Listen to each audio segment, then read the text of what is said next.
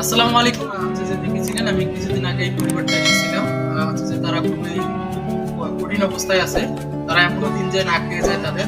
তো যে আমি আজকে এসেছি নীলফামারী জেলা কিশোরগঞ্জ থানা বাহাগিরি ইউনিয়নের দক্ষিণকারীতে এনাদেরকে সহযোগিতা করার জন্য এনার দুই ছেলে দেখতেছে আমি যে টাকাটা দেবো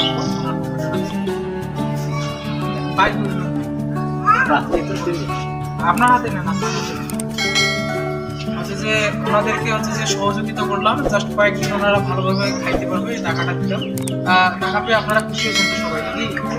হ্যাঁ হ্যাঁ হ্যাঁ, দেখতেছেন ওরা যে অনেক হাসি খুশি হয়েছে টাকা পেয়ে। যে তো আপনাদের দেওয়া আমানত ওনাদেরকে পৌঁছাই দিলাম, এতটুকু। সবাই ভালো থাকবেন, সুস্থ থাকবেন, আল্লাহ হাফেজ।